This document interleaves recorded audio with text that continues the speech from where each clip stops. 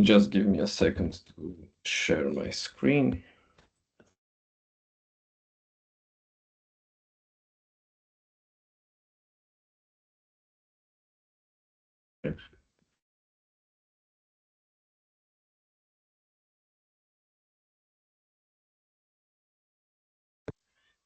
Can you see my screen?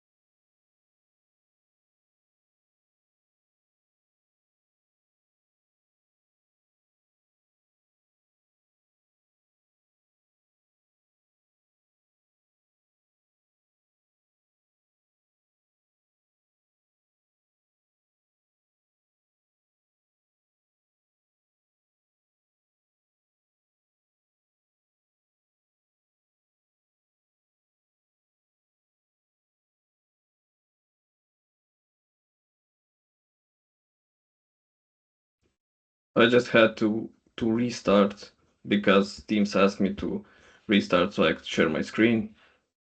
Now everything should be all right. Yeah. Can you see my screen now? Yes, nice. So let's start with the creation of the GitHub account. So if you want to create a GitHub account, it's actually quite a simple task.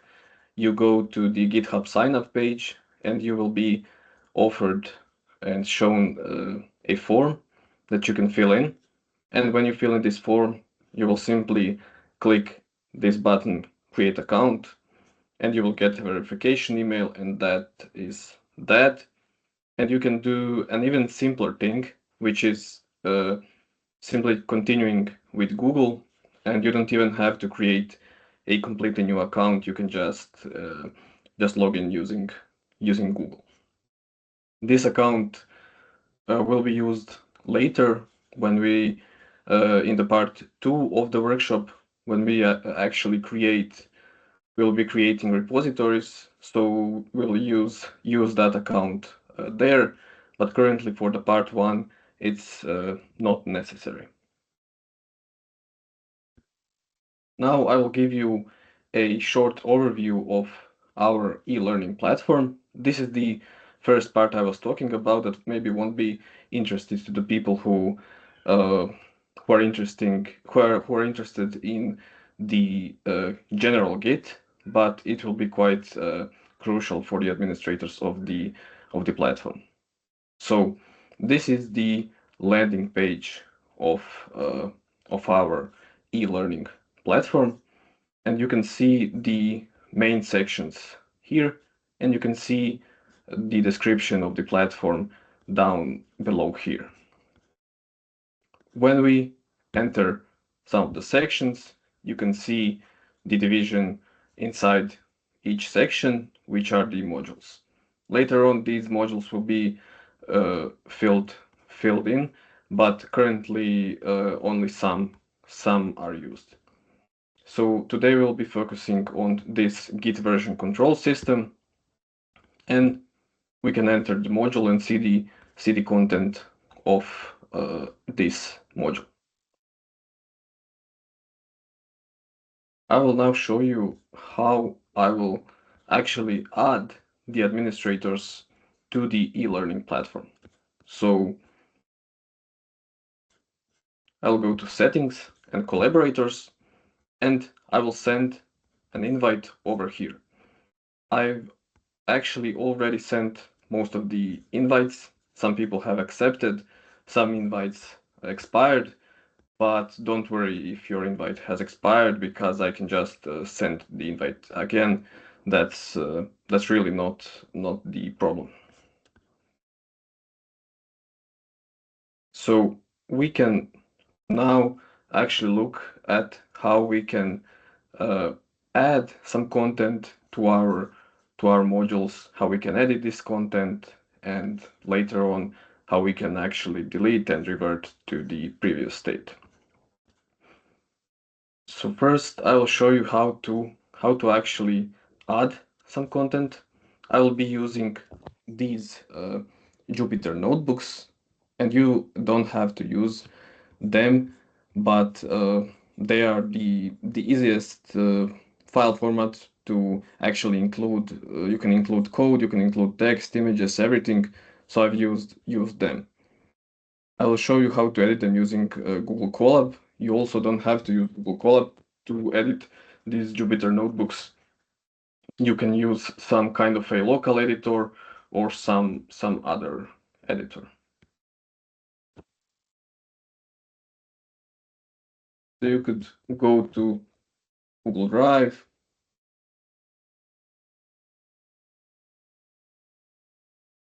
You could go here, My Drive, and I will use this folder. I will use this empty folder, and here I will store my first Jupyter notebook. Again, you don't have to use this drive. You don't have to use Google Colab, but I believe it's the easiest way to achieve this. You can right-click your empty folder in your Google Drive and simply go to More and Google Collaboratory. If you don't have installed, if Google Colab is not installed in your Google Drive, you can go to connect more apps and you can search Google Colab here, and you will have all of these apps shown, but you simply go to install down here. I don't have it because it's already installed, but you can just install it. When you have done this, you just right-click the empty folder in your Google Drive, go to More, go to Google Colab,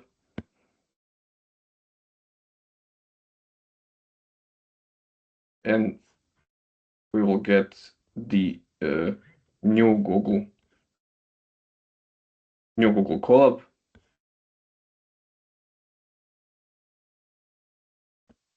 Now, first thing is that the Google Colab is a little bit stubborn when it comes to languages. So I'm on creation here. I tried to change it to English, but even if you change your Google settings to English, sometimes it sticks to your native language.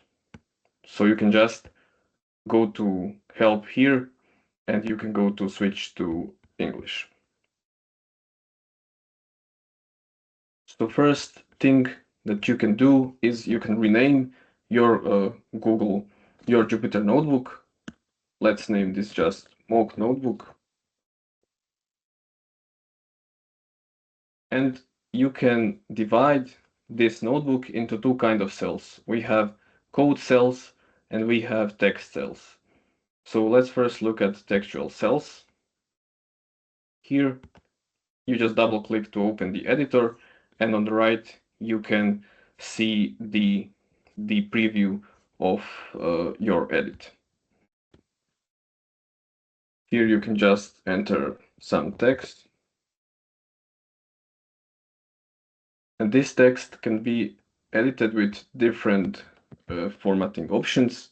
For example, I could bold this text, but you don't have to do this.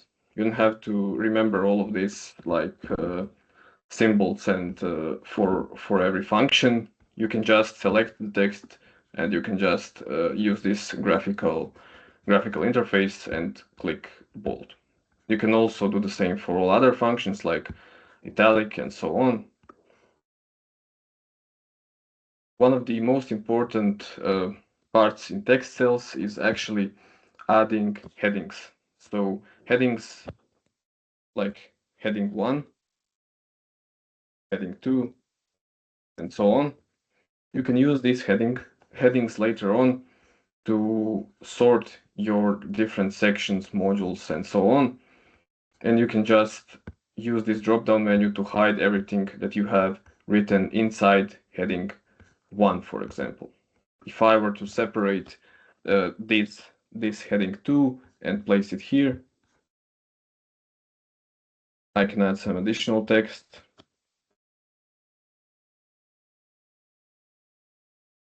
Now I have my content, I can just hide it like this, and you can just easily sort your section like this by adding different headings. To add some additional text formatting, we can add, for example, bulleted list by simply using these minus signs. So this would be item 1, item 2, item 3, and so on. If you want a numbered list, you just don't have to use this minus sign. You can use the numbers here.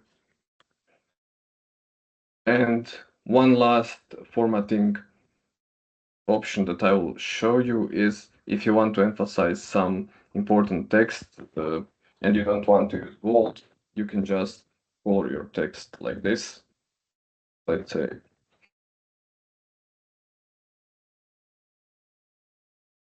I will use this and I will get the orange text. All right. So the last thing considering these textual cells is the upload of images. You can do that by simply copying and pasting the image here. That will be fine. Or you could just use this insert image and just simply upload the image. That would be the most important part considering the textual cells. Again, you don't have to even use Google Colab and Jupyter notebooks. I'm just showing this part because this is the simplest way to edit your content, including code and text, but you can just use a PDF or anything, and you can upload it to the GitHub e-learning platform if you are an administrator. That upload method that I will show after this, after the creation of this file, actually is valid for any kind of file. It can be a PowerPoint presentation or anything. Now the second part is the code cell. You can write Python code in here. For example, we can write the code here, and I can run this code by clicking this button or just using Shift and Enter. For the first time, when you run the code first time, it will just take a little bit longer because it has to connect to the runtime, but now it should be faster. You get, after running the code, you get the output over here, and you can also use, for example, if you have some notebook that you downloaded from our e-learning platform and something is not completely clear, you can use AI features in Google Colab. You can go to available AI features and you can just use explain code or transform code. Let's say explain code, and Gemini will explain what this code means. So this is kind of a useful feature when you are using the notebooks from our platform.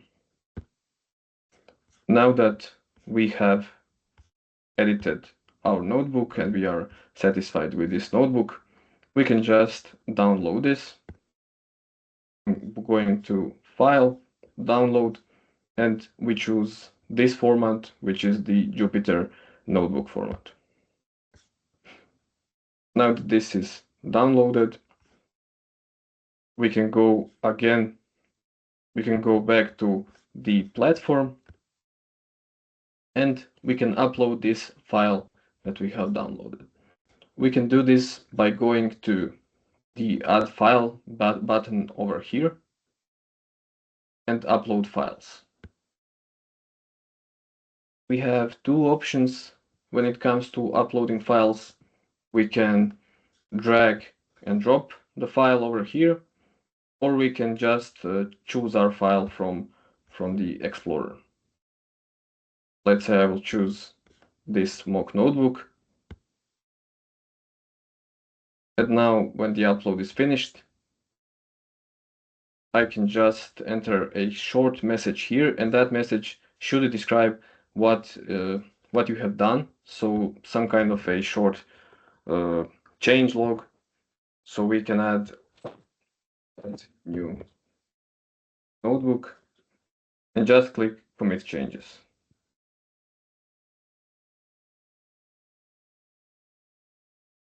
So now when we go to data science and here, we can see that our notebook is here. So that is a method that is used to add content to the platform.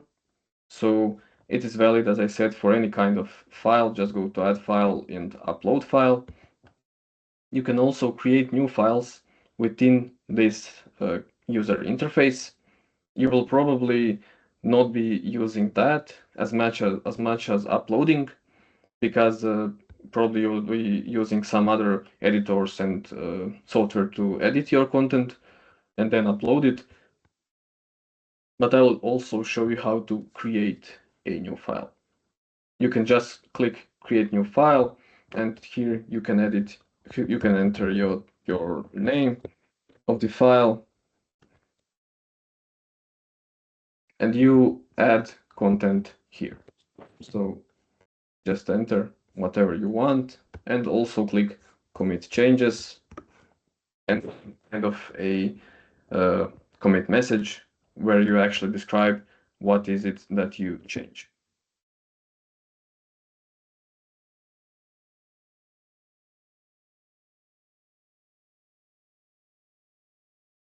You can now see that we have this notebook here and we have this textual file here.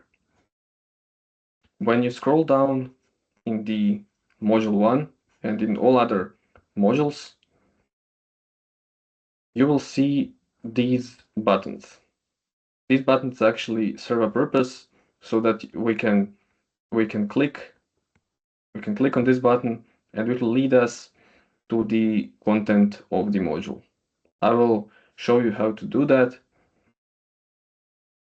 but let's just scroll through the content first so I can show you how the actual content that we'll go through later in part 2 looks. So you can see that here we have different headings, subheadings, code and textual cells. I can just go back and I will be back here.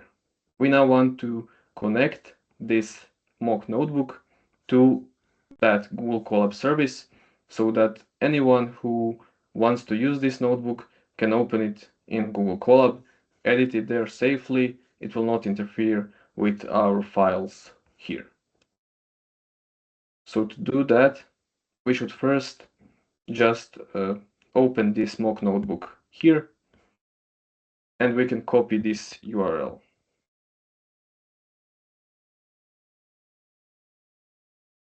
Then we can go back and we should enter that in this this README file. To enter new information to this README file, we can go to this Edit README.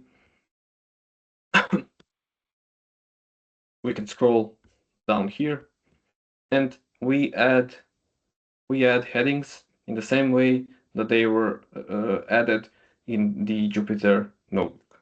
So I will just create a heading of level 3.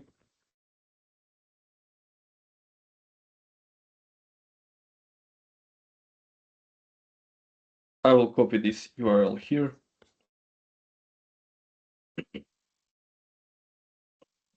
Excuse me. I can use this part up here. You will find it in this module. So this first part, you can copy that part and you can put it here. That is what we will be needing for every notebook. And the second part is the part of this URL. So what you want to do is open parentheses and type this.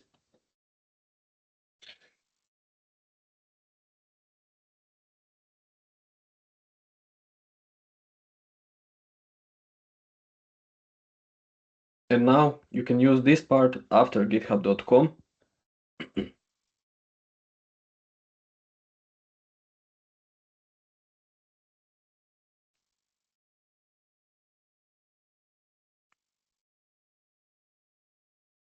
And paste it here.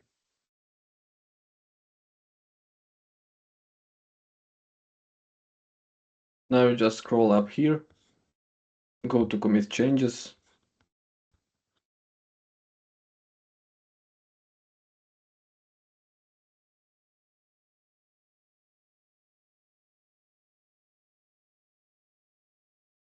we save this, go back to our module 1. This is the URL we have that I forgot to delete, but this is the button that actually shows. We can now open our notebook and we can see that we have all of our content here.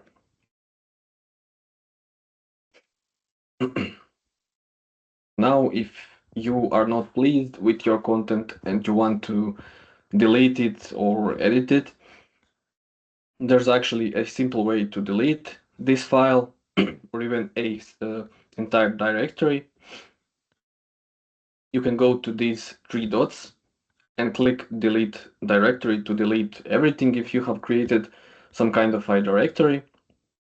But for the file, you simply open it here. You go to these 3 dots and delete file. You commit changes and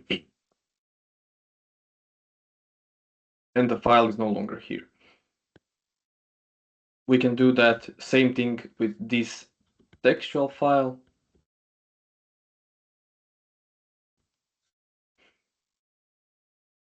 And this file is also no longer here. So we can also edit the README file and delete this entire part.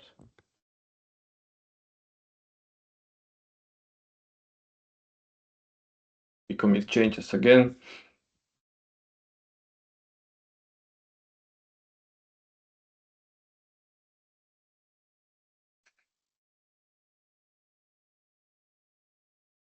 And when we go back to module 1, we can see that there is the URL and the notebook is gone. So this is the way to actually administer the platform and to use the platform. And we can now go to part 2, where we will actually be using Git and GitHub. And these methods that I'll show you actually can be used on other platforms also. So GitLab or Bitbucket or anything similar.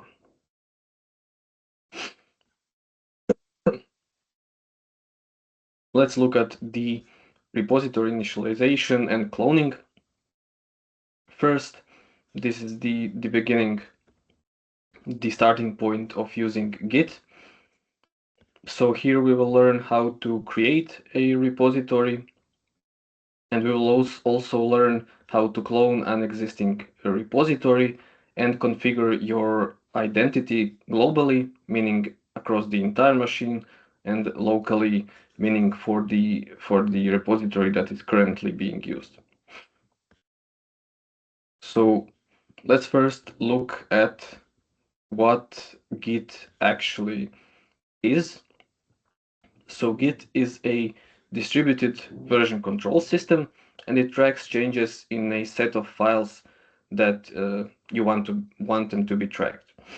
So Git kind of treats your data as a series of snapshots, and you can then later return to these snapshots. You can merge different snapshots, and you can delete them. and so on. So it's quite useful. You can have your entire project history in one repository and just jump around across different historical snapshots. So Git operates across three distinct areas on your machine. First is the working directory.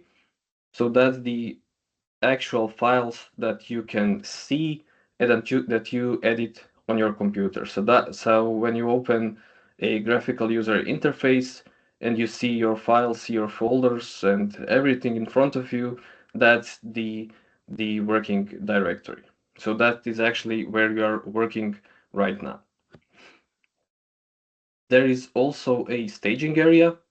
I will actually cover this also in practice. I will show the commands and we'll go through tasks. But for now, I'll just go through theory so that we have a solid foundation. So there is a staging area. That is an area where you add your files that uh, you want to be committed. So that means that these files, you want them to be in your next snapshot, but currently they are still not committed to that next snapshot, but you are adding them to a staging area. So that is the second part on which Git operates. And the third part is the local repository. That is your entire project. So this is where Git actually stores the information, stores the snapshots, stores the history and everything.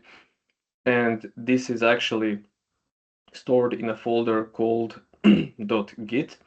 That's a central folder where Git keeps track of all of your files and everything in your project. And that folder is hidden by default. It is hidden, so it's called .git, meaning it is hidden. And you don't actually you don't want to mess with this folder. You don't want to delete this folder, because if you delete this folder, the only thing you are left with is actually your working directory. There is no history, no snapshots, and you can't return to anything and do anything special. So you don't want to delete this. So if you don't have Git, you will have to install it, but you can check if it's installed. I'll just open my local terminal app, clear this information.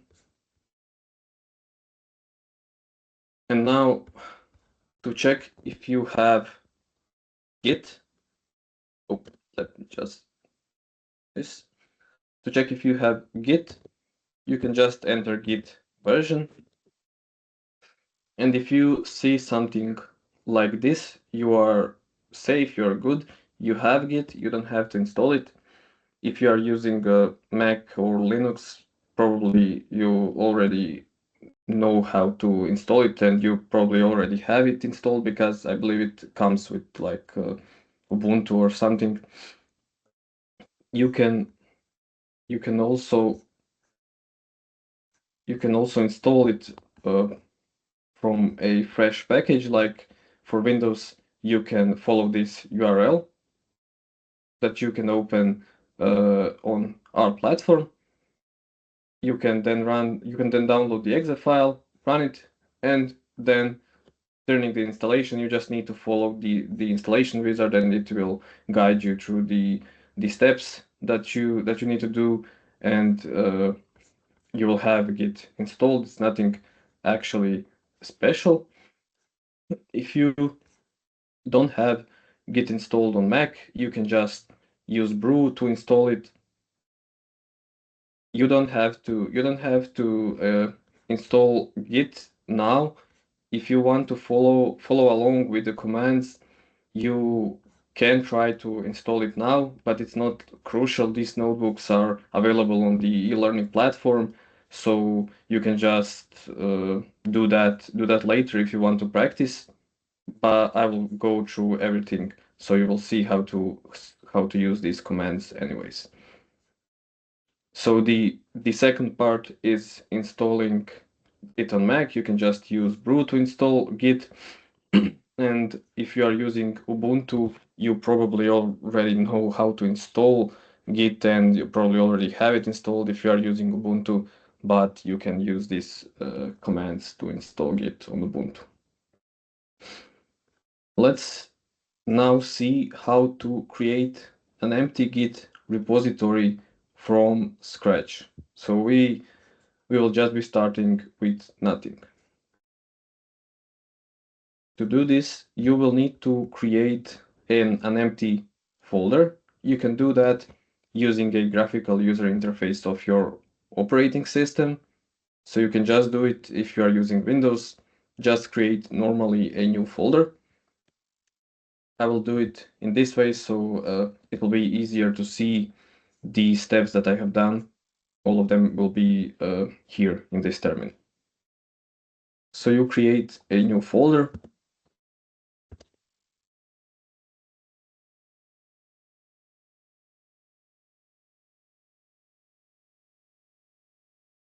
Now that we have this folder, this git practice is something that I have already done. So git test is the folder that we are looking at. You have to enter this folder. I'm using this terminal again. You can just enter this folder through your Google, through your graphical user interface, and create your Git repository like that. So now that we have a folder, you open the terminal in your folder. Terminal app. So if you are using Mac, you will open your terminal there. If you are using Windows, you can open the CMD. When you have installed Git or PowerShell, you can just open it in the folder you are using. When you are inside the folder and using the terminal app of your operating system in the folder, you just type this command, and now this is initialized as an empty Git repository, meaning that it doesn't have any history, it doesn't have anything, that it's not tracking anything, there's no commits, and there is only one branch called main. I will come to this concept of branches later on, but currently just know that this means that there is one branch and it's called main, this in the parentheses. So again, we can see that there is, if I type this, we can see all the content of this folder, and we can see that there is a .git folder that is hidden. You can do that on Windows or any other operating system by just right-clicking and going to properties, or I'm not sure how it looks on Windows, and just clicking show hidden folders, and you will see that this .git will appear. So you don't want to delete this folder. This is one way in which a Git project could start. This is one way in which a Git project could be started, but we can also use a cloning method. So that means that we will clone an existing Git repository from a remote server. So it's not this same like just clicking download. You can also do that through a user interface of GitHub or GitLab. You can do that, but cloning is not the same. Cloning actually downloads everything, including the history of the project. So if you have some previous commits and previous edits of your repository, by cloning the repository, everything will be included there. So you will have the entire history, the entire .git folder will also be included. It will be downloaded locally, and then you will be able to edit that folder like any other folder you have on your PC. So how to perform this? Well, now just return to your parent folder of your Git repository. So just if you have created your Git repository in Documents, Desktop, or wherever, just return to desktop or documents, let's say. And here we will call a command that will clone our repository. So to clone a repository, we simply type git clone. So git clone, and you can clone any repository you want. For this, I will just use the NextAIRE e-learning platform.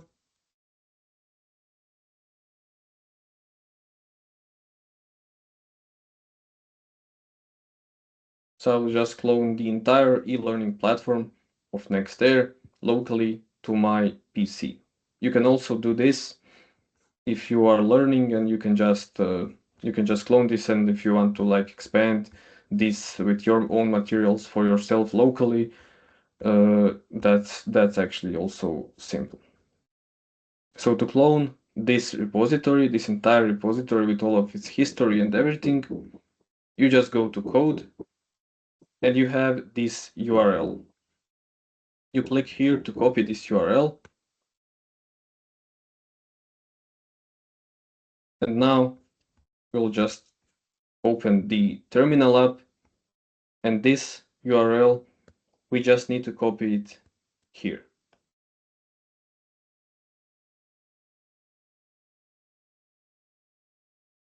Now we have cloned the entire e-learning platform repository.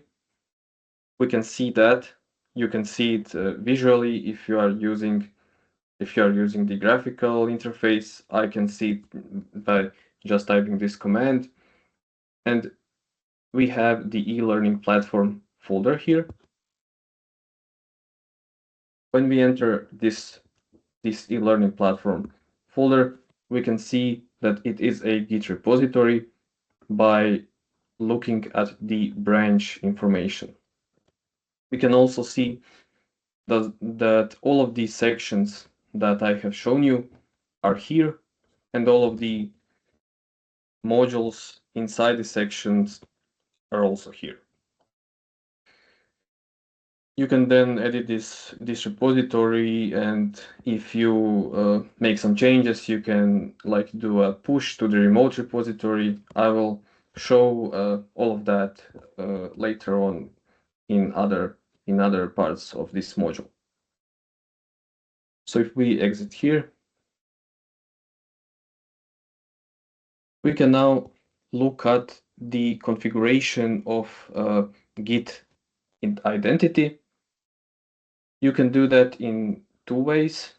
The first way to configure your identity is globally, so that these two commands do that. And what globally actually means is configuring your identity across the entire machine you are using. So if you have 10 repositories on your PC, that identity will be applied to all repositories. And that identity actually serves a purpose, so that when you do a commit, other people can actually see in the history when they look at like local history, when they clone the repository, or when they look at GitHub history, which is the remote repository, they can see that you are the one that made that change. So your name will be tied to that change. That is the global identity configuration. And the next part is the local identity configuration. So this configuration is tied only to the repository that you are currently using, that you are currently in. So when my terminal app was like in the e-learning platform, that would be tied to only the e-learning platform. So those are the two ways that we can configure our identity. We can now I will go through these practice tasks. If you want to, you can follow them. If you have not successfully installed Git or anything, don't worry. All of this will be recorded and all of the information is also available on our e-learning platform, so you can go through that later. But for now, you can follow along. So let's go and repeat once again the initialization of the new repository. So we create a directory.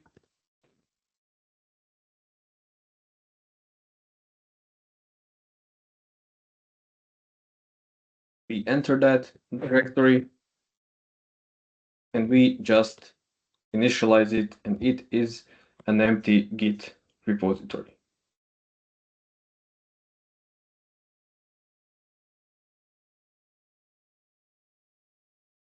To configure, as I've already said, the identity you are using, we will now use both global and local commands. So to configure the global identity, you just write this command. And now there are two variants of this command. If you leave it like this and just press enter, you will get your current global username information. So if I press enter, I get my current global username. But let's say I want to change it.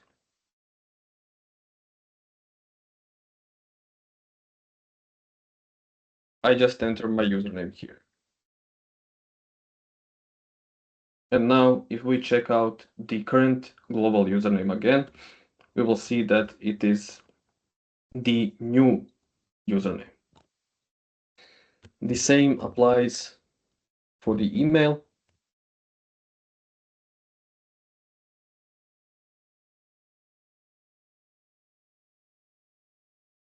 So if I leave it like this, I will get the current email that is used to be tied with my commits that I made.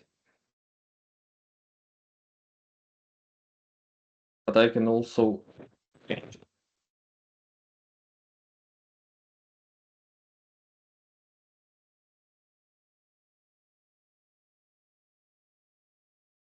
So I have this new email.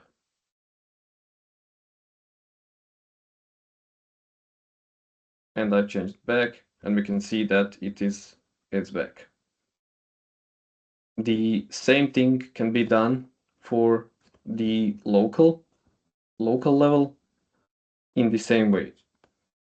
So if I enter the e-learning platform and I go to git config,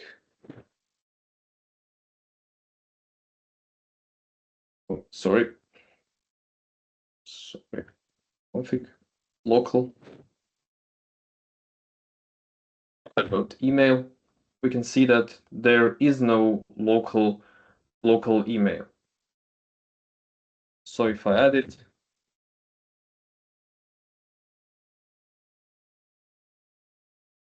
I will now have this email tied to this e-learning repository, e-learning platform that I cloned from the e-learning remote repository that is on GitHub. Same can be done with the username.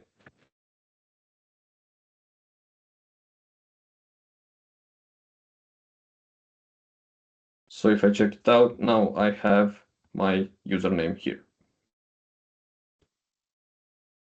And once again, to repeat the cloning process, we just type git clone, and you can use the URL from our e-learning platform, or you can, for example, use this open repository that is full of git ignore files, which I'll explain later.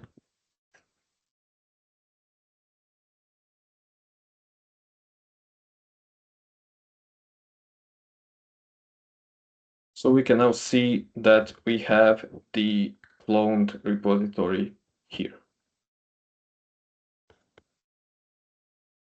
So this is the starting point of every Git project. You start with creating a new repository that is completely clear, or cloning an existing repository, configuring your local identity if you want to tie it only to that repository, and that is the start of almost every Git project. So now we can go to a little bit more advanced level, which is the commands like add, commit, push, and pull. And here you will actually understand what is adding to the staging area, committing like changes to your next snapshot, what it means to push changes from your local repository that is on your machine, on your PC, to the remote repository that is on a server, for example, like this e-learning platform, which is also a remote repository, and pull, so how to pull changes that were made on the remote repository, but your local repository doesn't yet have those changes.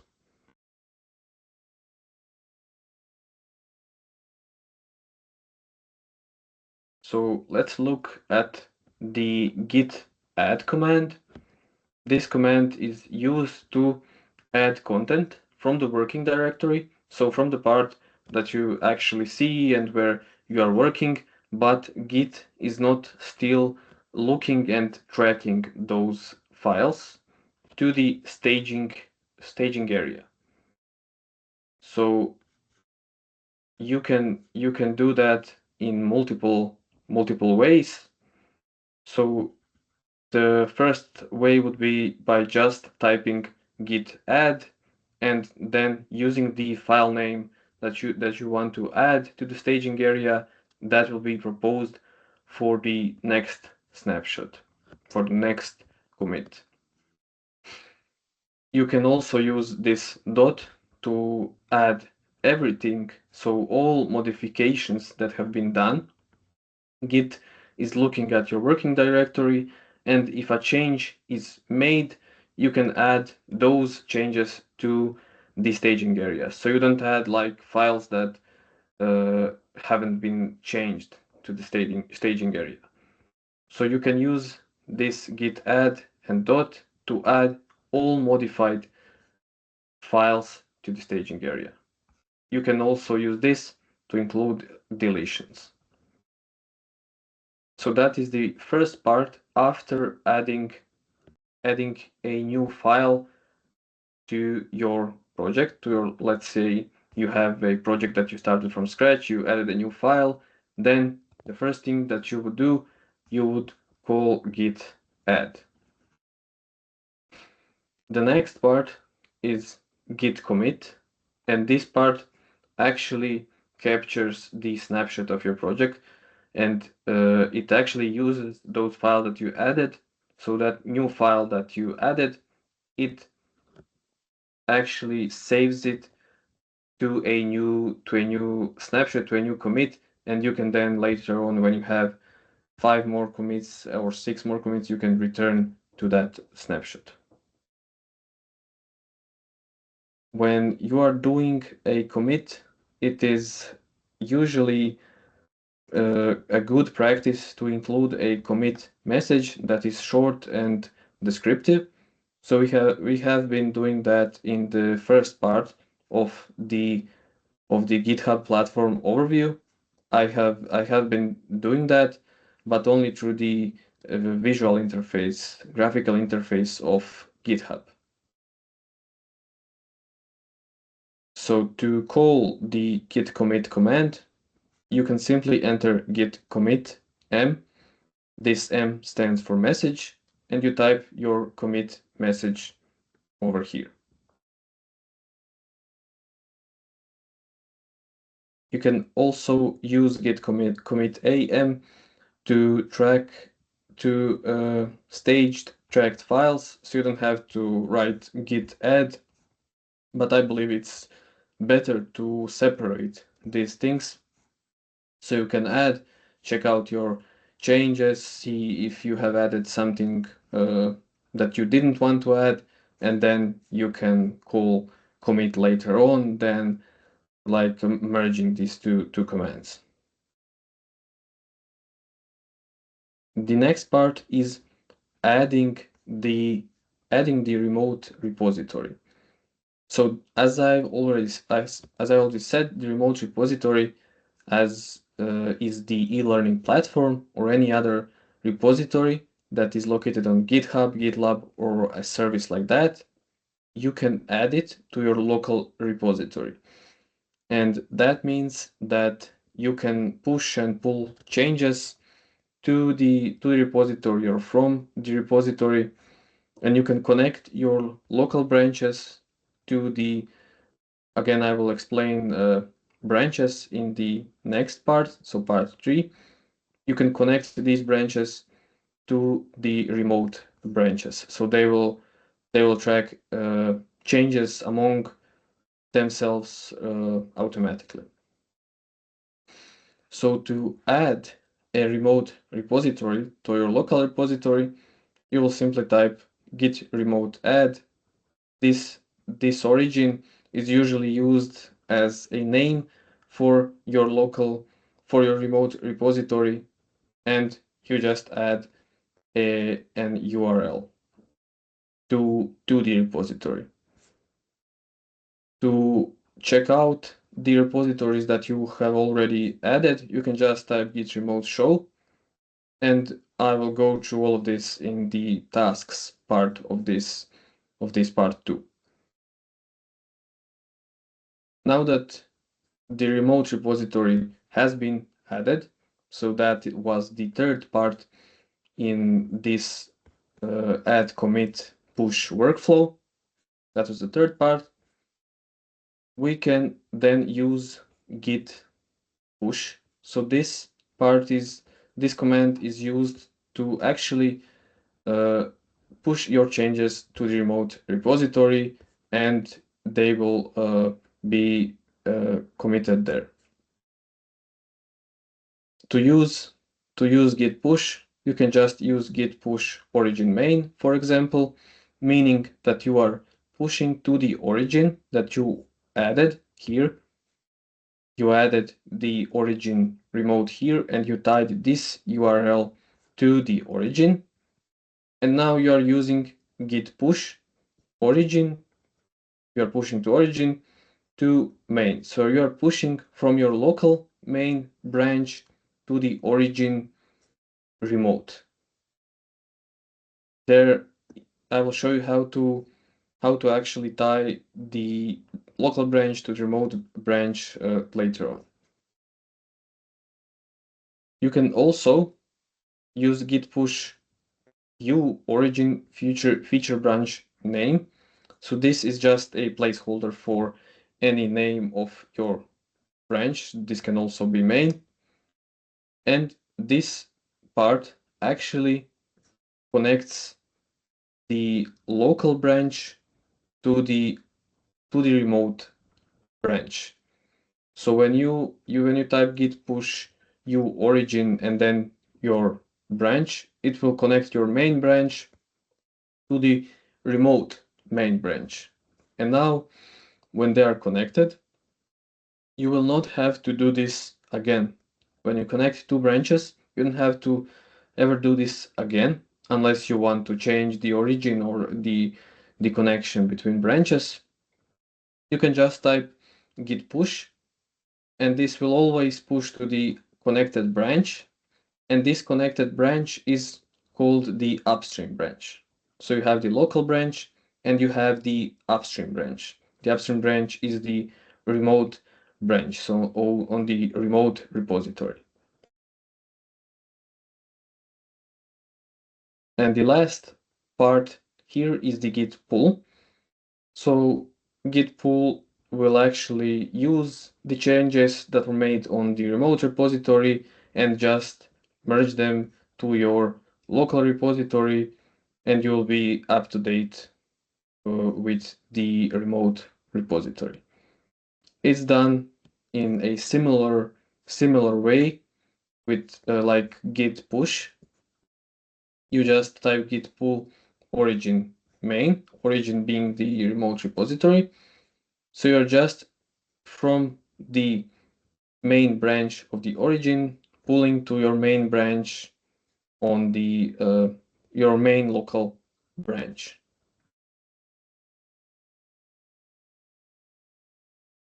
You can also use the rebase command, which is a little bit more advanced. So for now, you probably just should be using git pull origin main and don't like put so much importance on this. We can now go through the practice tasks. Again, I will do all of these tasks. I will try to do them in detail, and I'll try to explain every step of the task, so you can, if you haven't managed to install Git, you can later on follow along.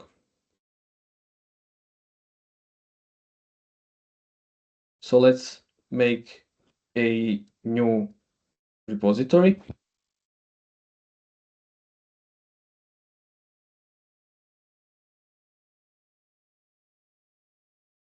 Let's enter the folder that we have created, and let's initialize it to a GitHub repository. Git repository, I'm sorry. Now this repository is empty. There is nothing except the .git folder, which is hidden. We can now create a new file within this repository. Again, you can add this file through the visual user interface, but I will create it like this, but you can just right click and new file.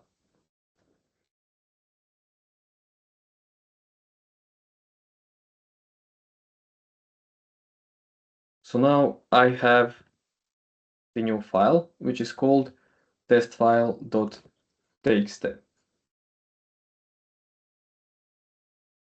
I can now check git status, and git status is a command that will show you the changes that have been made.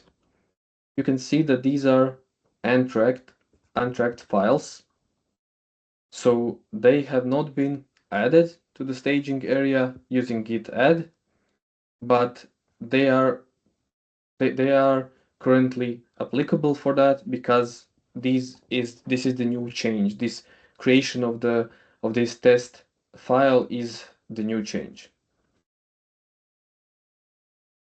So if I just type git add and dot, meaning I'm adding everything to the staging area, I can now type status again. We can see now that this has changed. Now we have changes to be committed. So these changes are now ready to be committed. They are not untracked anymore. So if I want to do a commit, I just type git commit message. And usually when we are creating our repository, the first commit is usually done. The first commit message is usually initial commit. Now if I write git status, I see nothing to commit, working tree clean, so we have committed our changes successfully. This is the first snapshot that we have committed.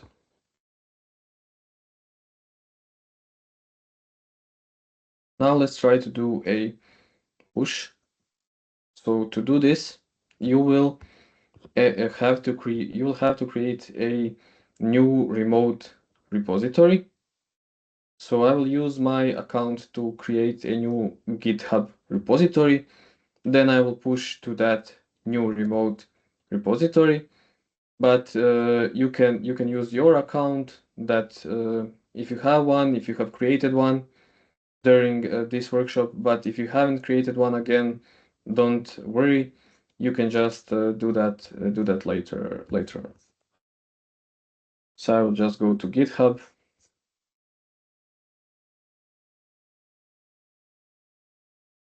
I'll just go to my account. And here on the home page of my account, I will go here to create a new remote repository.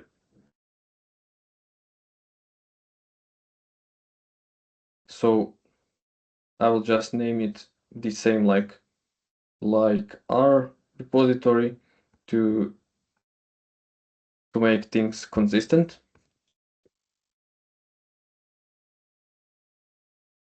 So I have entered the name. This is the description of the repository. I will leave the visibility public so anyone can see this repository. And I will just go to create repository. Now I have a remote repository, but this repository is completely empty, and I have to push to this repository, or alternatively, I could make some changes in this remote repository through the like graphical user interface of GitHub, and just clone this repository, make changes, and then push when I make those changes. But we will start from the empty repository, and we will push our local repository to this remote empty repository. So you will need this URL.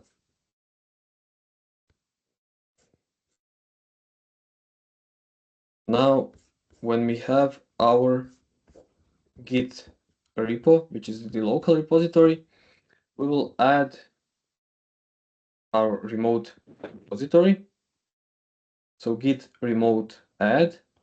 The name of the remote repository we will call origin. And I will just paste this URL that I have here. I click copy. And I just paste it here. Now I can see the remotes, all of the remotes. You can have multiple of them, but usually you will only have one that will be called origin. So I can see my remote by typing git remote show, and I can see that there is a remote called origin. I can also display some information about this origin repository by typing git remote show origin. This currently is not important to you, but I will show you why this is useful later on. Now, when doing the first push, so all of the changes that we have made in our local repository, we have to add this U origin chain. So this is connecting our main branch here to the main branch of this repository. Later on, when we create a second file, third file, or make some changes, we will just write git push. Okay, so we can now see that the push was successful. If I refresh this page, we can see that we have the test file over here, and we have the main branch over here.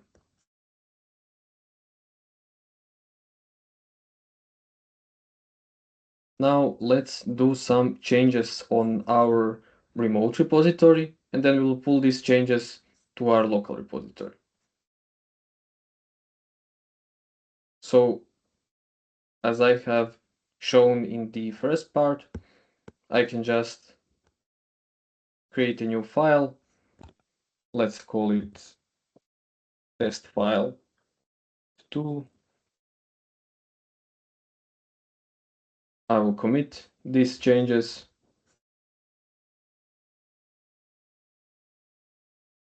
And we can see that there is a new file here.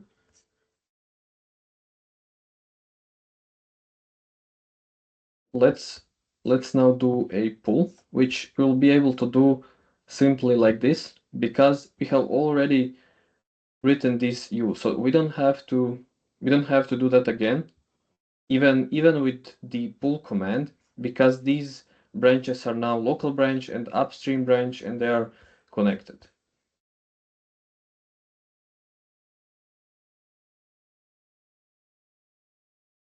So I can just write git pull, and let's see, we have the test file 2.txt.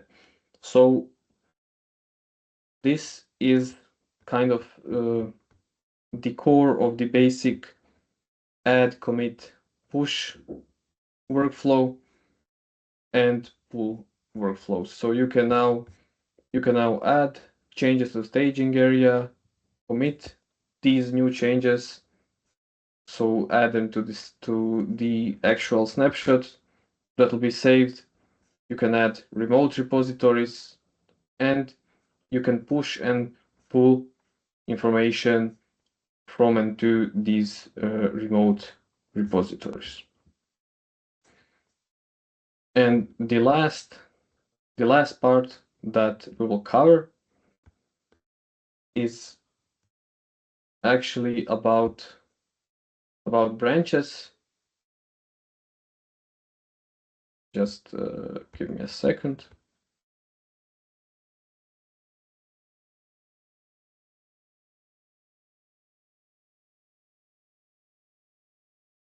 So we will now look at branching and merging.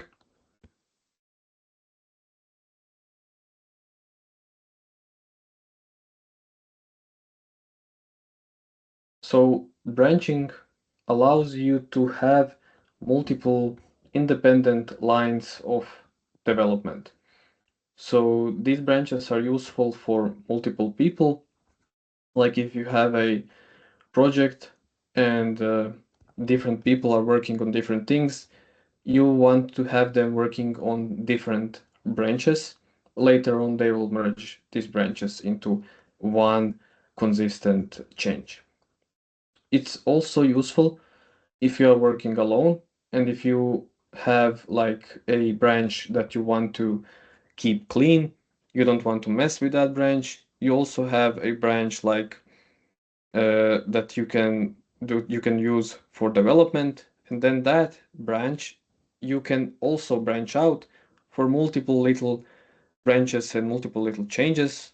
We just merge them to that branch, and the development branch can like be maybe dirty and messy and it's not a finished product, but your like master or main branch that you have started with is clean, and you can merge there only when you are satisfied with your progress.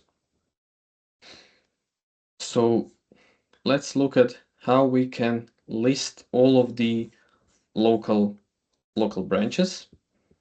We can use this Git repository that I have already created.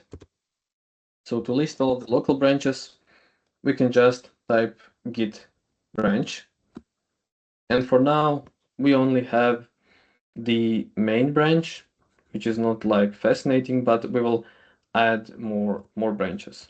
To exit this view, you can just type Q. So to create a new branch, you can use git branch and then the name of your branch.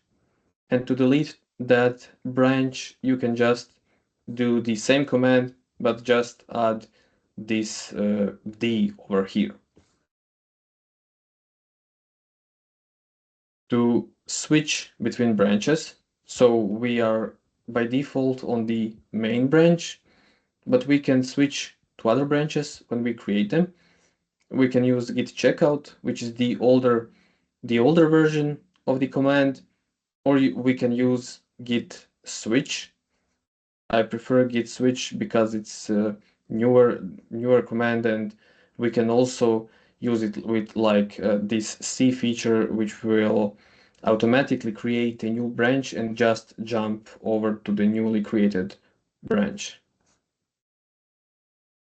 So that is how we can create new branches. And now, as I said in the beginning of this section, we can have like a main branch and multiple other branches, and to merge changes from other branches to some main branch or whatever the branch is called, we can use git merge. So to merge changes to some branch, we move to that branch using git switch or git checkout, and we just type git merge and the name of the branch that we want to use for merging. You can also abort the merging process using this command.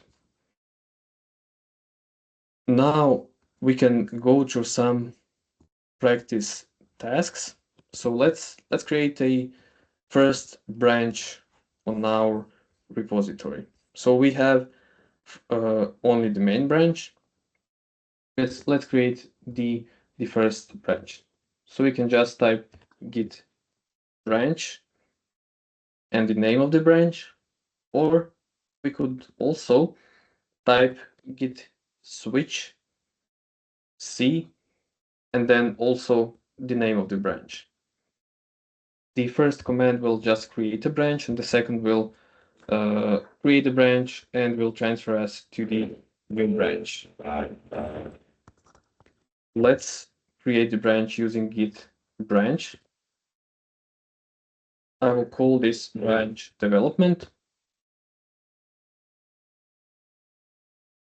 If you are hearing some sounds, I apologize because it seems that there is some construction being done next door, so I hope it's not too loud. All right, let's continue. So we can now switch to the development branch. And as we can see in these parentheses, we can see that we are on the development branch. And when I go and type git branch, we can see that now we have two branches, development and main. All right, so we are on the development now. Let's make some changes on the development branch, and then let's merge those changes into our main branch. All right, I can see now that I have test file 2 and test file txt. You can also just use a graphical user interface and just look at the structure of your folder graphically. That's not a problem. So now let's create a new file.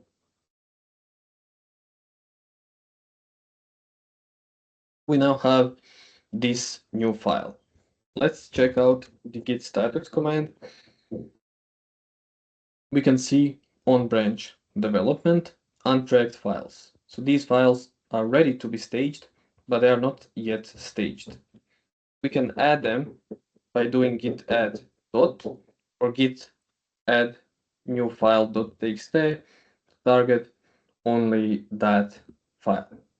Now that this file has been added, we can also type git status, and we can see that this is now on the staging area.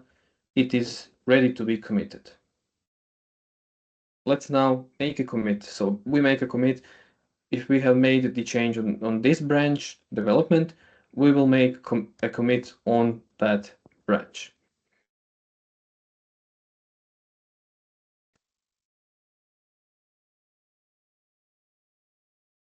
So git commit m for message and just add that commit. Oops, this. So we can now see by typing in git status that we are on branch development and nothing to commit. Let's now go to, let's now first check out the files on the development branch. Okay, we have these three files. Let's switch to the main branch. So git switch main. Let's now see the content of this branch. We can see that we have only two files here. So that commit that we have made on the development branch did not influence the main branch. So we have only two files here. And we want to merge those changes. Let's say that we are satisfied with the development branch. It has reached a certain checkpoint that is clear and that we actually want to show to someone. We can actually merge those changes into the main branch. We can type git merge development. Now we have merged the changes from the development to main. If we look at the files on the main branch, now we can see that we have the new file over here, which was previously not here.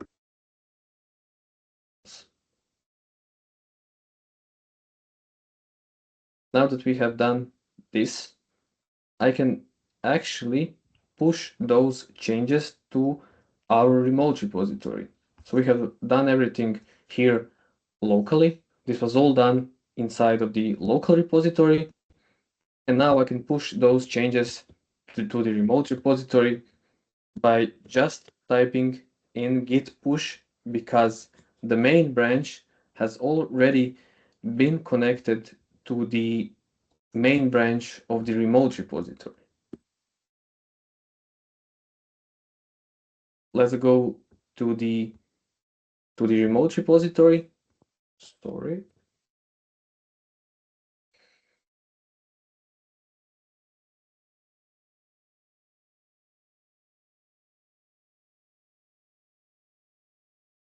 We can now see that the new file is over here on the main branch.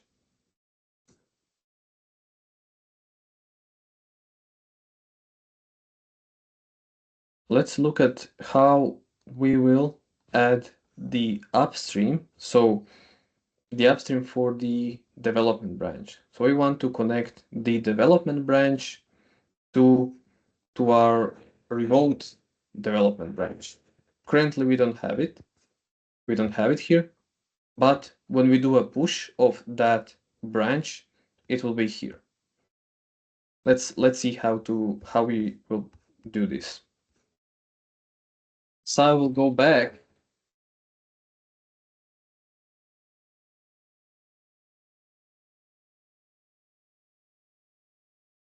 and now when I'm on the development branch, I will just set the upstream of this branch. So I will connect this branch to the branch on the remote repository.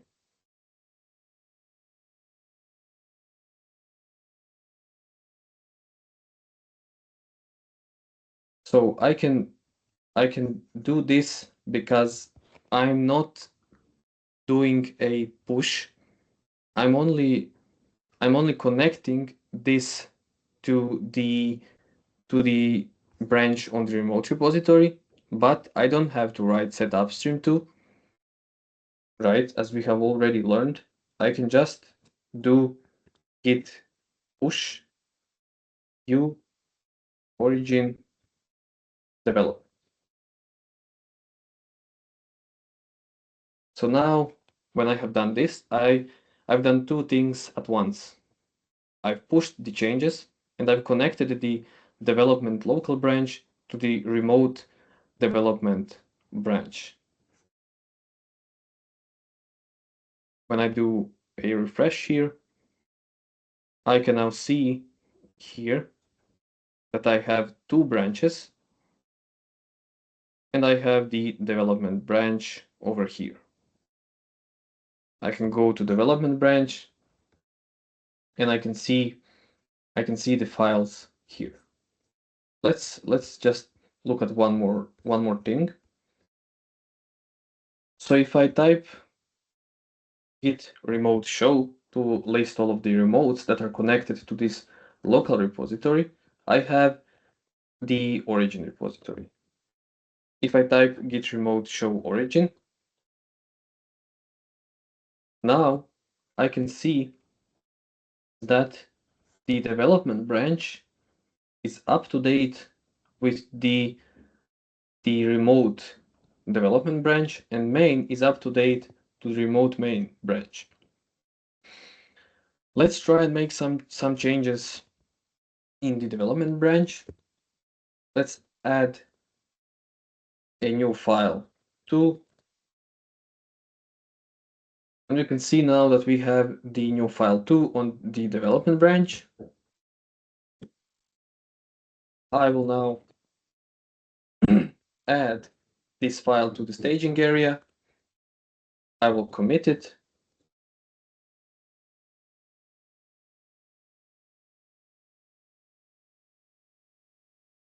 And now, if I type git remote show origin, now I can see that this development branch has additions that the remote development branch, which is the upstream of this local branch, doesn't have. So yeah, this is also useful for that. And I can just do git push because we have already added using that u the upstream. I push the changes. I go to my development branch.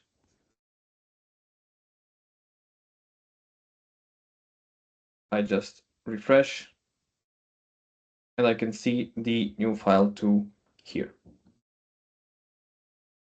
So now in this, we have covered the branching, so creating new branches, switching between branches, and deleting branches. But we have also seen how to do changes on some branches, commit those changes only on those branches, and then merge those changes to some other branches. And we have also seen how to use git push u to push the changes to the remote branches and add the remote upstream branch connected to the local branch so that we don't have to do that in the future, that we can just do git push. And at the end, we've seen how to check if our branches are up to date with the remote branches, or how to see if the remote branches are up to date to our branches. So yeah, that would be the main content of this intro to Git. And by knowing this, you should be able to learn all of the other more complex topics of Git, and that shouldn't really be a problem. So thank you for attending this workshop, and thank you for joining. And we can now go through the chat, through the questions. And if you have any questions, please feel free just to ask these questions inside the chat.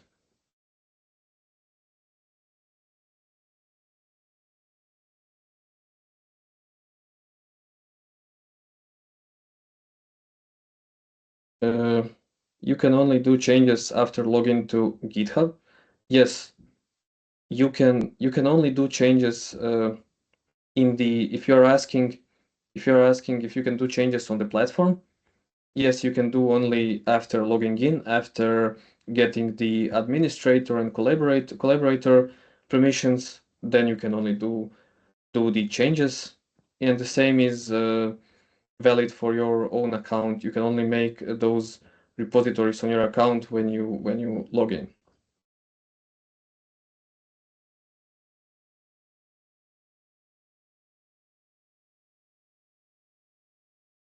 Well, when adding something to the e-learning platform, you don't actually have to configure your identity, but uh, I mean you have to add your username and your email. You have to configure your identity.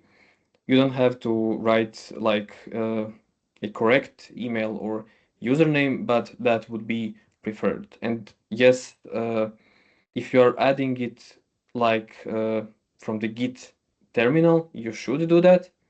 But if you create an account, just create an account using the form from the GitHub and use the graphical user interface that GitHub offers. You don't have to configure your identity. It will just be tied to your account. It will be added automatically. So you don't have to configure your identity if you just create an account. Can you make changes to e-learning platform, or should you first make changes to local repository? Well, you can just make changes to the e-learning platform. That part two, which was focused on using Git and like GitHub, that was not connected to using the e-learning platform. You don't have to use anything from the part two to manage the e-learning platform. That's why I've separated these two in two parts. So the first part of this workshop is using just the graphical user interface, and you don't have to worry about those Git commands. So that was the first part. And the second part was not actually tied to the e-learning platform. I just used the e-learning platform as an example repository to be cloned. But you don't have to use those commands. You can just follow the first part of the workshop, and that will be enough to completely edit the e-learning platform and to upload your materials if you are an administrator. So you don't have to use anything from the terminal to actually edit the e-learning platform. So if you have any more questions, please ask. If I'm seeing right, there is oh, oh what's the advantage? Well, I think that the advantage is that you are more flexible. Of course, the con is that you have to learn all of this and that it is a little bit more complex, but the advantage is if you know all of these commands, you can really do a lot of stuff. And Git graphical user interface only allows you to do some things that they offer through like these buttons, and there's not they don't offer everything that you can do in the terminal. So if you want to be an advanced Git user, you would use the terminal.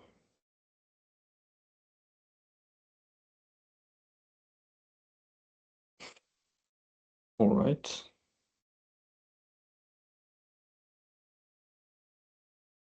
So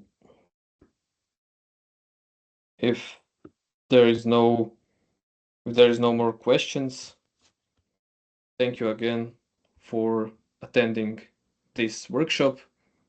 And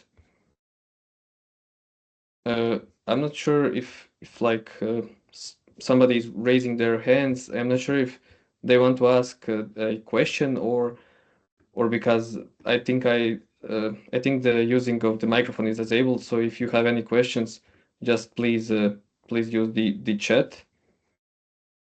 So I'm not sure if this hand raising. Thank you. Thank you for attending, and I hope you will also attend the next workshops. And yeah, thank you for everything, and goodbye.